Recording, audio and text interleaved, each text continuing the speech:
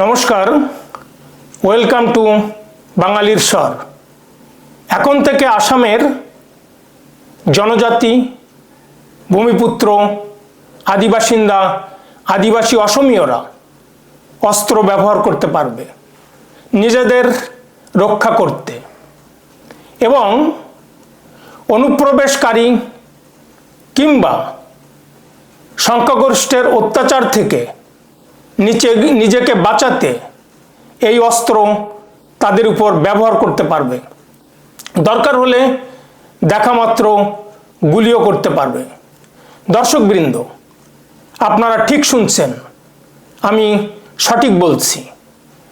আসামের মুখ্যমন্ত্রী হেমন্ত বিশ্ব শর্মার সরকার আদিবাসী, ভূমিপুত্র, জনজাতি অসমীয়দের এই অস্ত্র ব্যবহারের অনুমতি দিয়েছে। আসামের মুখ্যমন্ত্রী হেমন্ত বিশ্ব শর্মা গত বৃহস্পতিবার একটা ডিজিটাল পোর্টাল চালু করেছেন। এই পোর্টালের মাধ্যমে ভূমিপুত্র, আদিবাসিন্দা, আদিবাসী, জনজাতি অসমীয়দের অস্ত্রের লাইসেন্স দেওয়া হবে, অস্ত্র সরবরাহ করা হবে। সেই অস্ত্র তারা নিজেদের হেফাজতে রাখতে পারবেন, প্রয়োজন হলে সেটা ব্যবহার করতে পারবেন, প্রয়োজন হলে অনুপ্রবেশকারী এবং সংখ্যাগরিষ্ঠের হাত থেকে নিজেকে রক্ষা করার জন্য দেখামাত্র গুলি করতে পারবেন। গত 28শে মে এই নিয়ে আসামের মুখ্যমন্ত্রীর মন্ত্রিসভায় সিদ্ধান্ত নেওয়া হয় এবং বিলটি পাশ হয় আসামের অ্যাসেম্বলিতে। এরপর থেকে এই উদ্যোগ নেওয়া হয়েছে এবং পোর্টালটি চালু করা হয়েছে।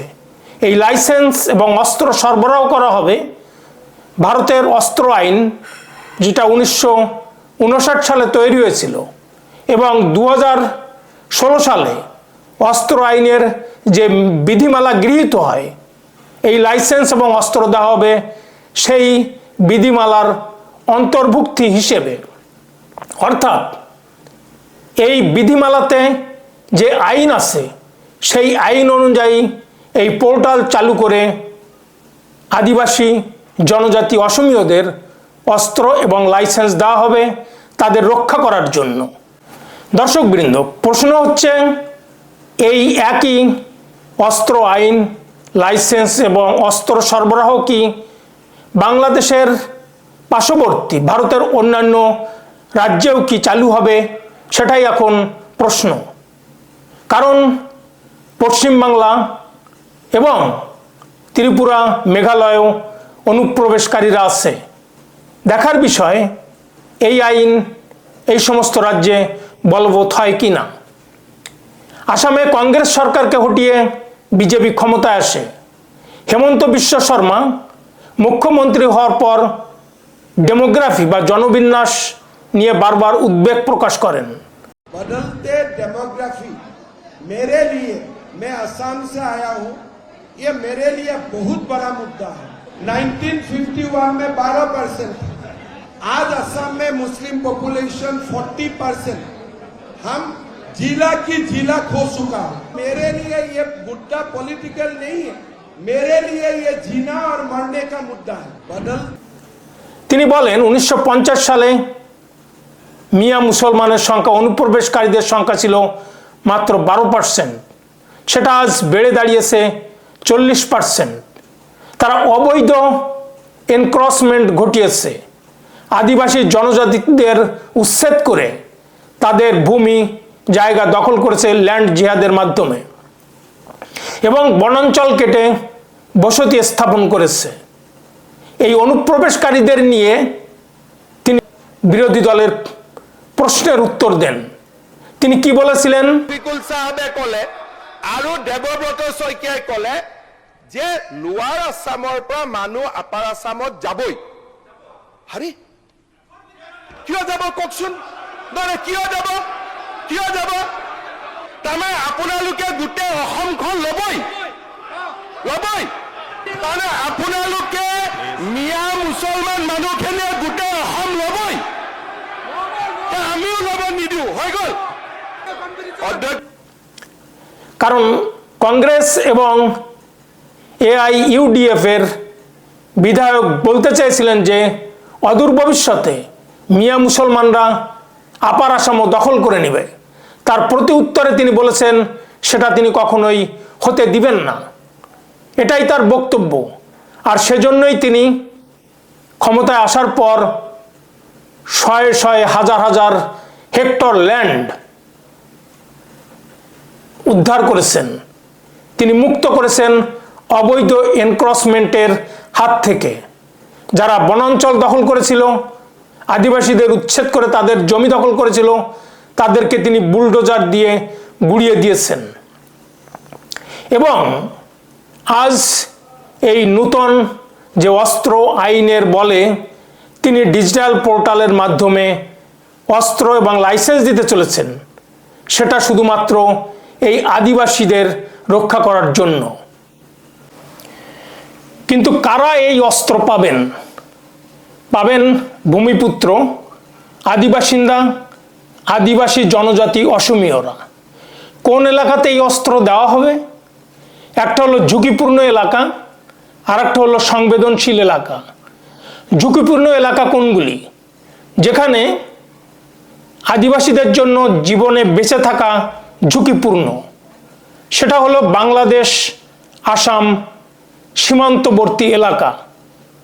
এবং দ্বিতীয়টি হলো আসামের প্রত্যন্ত অঞ্চল, যেখানে এক জায়গায় মুষ্টিমেয় আদিবাসীরা বসবাস করেন এবং তারা আজ অনুপ্রবেশকারীদের হুমকির সম্মুখে। অনুপ্রবেশকারী এবং আদিবাসীরা সম্মুখ সমরে জড়িয়ে পড়ছে, তাদের জমি জমা, ল্যান্ড, ঘরবাড়ি দখল করে নিচ্ছে। অনুপ্রবেশকারীদের হাতে খুন হচ্ছে, সাম্প্রদায়িক অসম্প্রীতির ঘটনা ঘটছে। অন্যদিকে সংবেদনশীল অঞ্চল কোনটি? যেখানে ভূমিপুত্ররা সংখ্যালঘু এবং অনুপ্রবেশকারী কিংবা বাংলাদেশ থেকে আগত মুসলমানরা, অর্থাৎ মিয়া মুসলমানরা সংখ্যাগরিষ্ঠ। সেগুলি হলো বরপেটা, ধুবড়ি, গোয়ালপাড়া, মানকাচর, ভাগবর এবং মরিগাঁও, নওগাঁর মতো এলাকাগুলি। এখানে মিয়া মুসলমানের সংখ্যা 80 থেকে 95%। অন্যদিকে ভূমিপুত্র, আদিবাসী বা হিন্দুর সংখ্যা এখানে 5 থেকে 10%। ফলে এদের অস্ত্র দিয়ে রক্ষা করার জন্যই এই পোর্টাল, ডিজিটাল পোর্টাল খুলেছেন আসামের মুখ্যমন্ত্রী হেমন্ত বিশ্ব শর্মা। তাদেরকে এই অস্ত্রের লাইসেন্স এবং অস্ত্র দিয়ে রক্ষা করা হবে। তিনি গত 1 আগস্ট এটা ঘোষণা করেছিলেন। তিনি এটাকে সংবেদনশীল এলাকা কেন বলছেন? কারণ এই সমস্ত এলাকাতে প্রায়শই সাম্প্রদায়িক অসম্প্রীতির ঘটনা ঘটছে। হিন্দু, মুসলমান, আদিবাসীরা একে অপরের বিরুদ্ধে ঝগড়া, কেওয়াস, খুনোখুনি, রাহাজানির সঙ্গে জড়িয়ে পড়ছে। তিনি আরও দাবি করেন যে এই এলাকাতে যারা বসবাস করেন তাদের থেকে পুলিশ স্টেশন অনেক দূরে। সেখান থেকে 10-12 জন কনস্টেবল কিংবা পুলিশ অফিসার ঘটনাস্থলে আসতে প্রায় 2-3 ঘন্টার সময় লেগে যায়। এর ভিতরে যদি দুর্ঘটনা ঘটে, রায়ট হয়, সাম্প্রদায়িক অশান্তি তৈরি হয়, তখন বেঁচে থাকার জন্য সংখ্যালঘুরা তাদের হাতে থাকা অস্ত্র ব্যবহার করতে পারবে, নিজেদের রক্ষা করতে পারবে। কারা এই লাইসেন্সের জন্য অ্যাপ্লাই করতে পারবেন? অস্ত্র নেওয়ার জন্য যারা অ্যাপ্লাই করতে পারবেন তারা হলেন ভূমিপুত্র, যার বয়স 21 বছর, যিনি প্রত্যন্ত অঞ্চলে বাস করেন, যিনি শারীরিক এবং মানসিকভাবে সুস্থ, যিনি 2016 সালের আইনে যার প্রশিক্ষণের শংসাপত্র আছে এবং যার বিরুদ্ধে কোনো ফৌজদারি মামলা নেই, যার বিরুদ্ধে কোনো অপরাধের রেকর্ড নেই। মুখ্যমন্ত্রী হেমন্ত বিশ্ব শর্মা একটি বিবৃতি দেন গত 28শে মে মন্ত্রিসভাতে এই লাইসেন্স এবং অস্ত্র সরবরাহের সিদ্ধান্ত গ্রহণের পর, বিলটি পাশ হওয়ার পর, আর তিনি গত বৃহস্পতিবার এই পোর্টাল খোলার পরও একটি বিবৃতি দেন। দর্শকবৃন্দ, আমরা ভিডিও দুটি পরপর শুনে নেই। আজি এটা কেবিনেটে অত্যন্ত গুৰুত্বপূৰ্ণ আৰু এটা সংবেদনশীল সিদ্ধান্ত লৈছে। সেইটো আপোনালোকে জানে যে আমাৰ ধুবুৰী, নগাঁও, মৰিগাঁও, বৰপেটা, চাউথ চালমাৰা, গোৱালপাৰা আদি বিভিন্ন জিলাত আমাৰ খিলঞ্জীয়া লোকসকলে, তাত যিহেতু আমি সংখ্যালঘিষ্ঠ, খিলঞ্জীয়া লোকসকলে যথেষ্ট নিৰাপত্তাৰ প্ৰশ্নত তেওঁলোকে সদায় সন্মুখীন হৈ থাকিব লাগে। বিশেষকৈ বাংলাদেশৰ হোৱা ঘটনাৱলীৰ পৰিপ্ৰেক্ষিতত তেওঁলোকে বাংলাদেশৰ ফালৰ পৰাও আক্ৰমণৰ বলি হ'ব পাৰে আৰু নিজৰ গাঁওখনতো আক্ৰমণৰ বলি হ'ব পাৰে। সেই পৰিপ্ৰেক্ষিতত আজি কেবিনেটে সিদ্ধান্ত লৈছে যে আমাৰ অসমত এনেকুৱা যিবিলাক ভালনাৰেবল এৰিয়া আছে তাত খিলঞ্জীয়া জনসাধাৰণক আৰ্ম লাইসেন্স দিয়া হ'ব। আমি তেওঁলোকক আৰ্ম লাইসেন্স দিম, তেওঁলোকে যাতে কোনোবাই যদি ভাবে যে মই বন্দুক কিনিম বা মই আগ্নেয়াস্ত্ৰ ৰাখিম, তাৰ কাৰণে আজি আমি এটা স্কিম এনাউন্স কৰিছোঁ, special schemes for grant of arm licences to original inhabitants and indigenous Indian citizen in vulnerable and remote areas of Assam. Assam is a very difficult and very sensitive state. Today we have decided that we will give arm license to the eligible persons who are residing in remote area, vulnerable area and border area. And we will encourage our original inhabitants and indigenous Indian citizen to apply and take arms license as per the eligibility provided in the Indian Arms Act. আসামের মুখ্যমন্ত্রী হেমন্ত বিশ্ব শর্মা আরও বলেন যে লাইসেন্সকৃত অস্ত্র যদি সরবরাহ করা হয় আর সেই অস্ত্র যদি তাদের কাছে থাকে তাহলে আদিবাসী অসমীয়রা টিকে থাকবে। তিনি স্পষ্ট করে বলেন যে অসমীয়রা বাঁচতে শিখেছে, তাদের বাঁচার অধিকার আদায় করে নিতে শিখেছে, তাদের বেঁচে থাকতে হবে। শুধুমাত্র আন্দোলন করে অসমীয়রা টিকে থাকবে না, বাস্তব পদক্ষেপ নিলেই অসমীয়রা টিকে থাকবে এবং সেই পদক্ষেপের জন্য আজকে অস্ত্র সরবরাহ।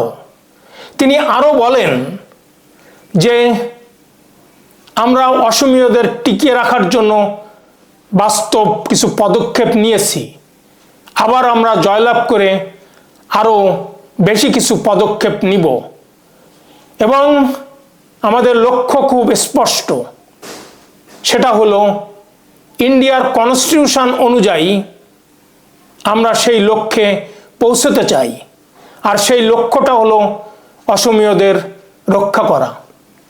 দর্শকবৃন্দ, আসামের মুখ্যমন্ত্রী হেমন্ত বিশ্ব শর্মার বক্তব্য খুব স্পষ্ট।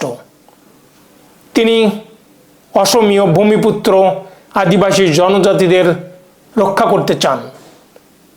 আজকে আসাম, ত্রিপুরা, মেঘালয় বা পশ্চিমবাংলাতে ভূমিপুত্ররা আজ আক্রান্ত। আসামে যেমন অস্ত্র সরবরাহ করা হচ্ছে আদিবাসীদের রক্ষা করার জন্য, সেই নিয়ম এখন কি চালু হবে এই ধরনের আরও রাজ্যগুলিতে? দর্শকবৃন্দ, আপনারা কি মনে করেন আসামের মুখ্যমন্ত্রী এই যে আদিবাসীদের হাতে অস্ত্র দিচ্ছে সেটা কতটা যুক্তিসঙ্গত? আপনাদের কমেন্ট বক্সে জানাবেন। আজ এ পর্যন্তই। ভিডিওটি ভালো লাগলে বাঙালির শর্ট চ্যানেলটি সাবস্ক্রাইব করে পাশে থাকা বেল আইকনটি প্রেস করুন, সাথে একটা লাইক দিয়ে কমেন্ট বক্সে কমেন্ট লিখুন। আর দেখতে থাকুন, শুনতে থাকুন বাঙালির স্বর, আপনার স্বর। ধন্যবাদ।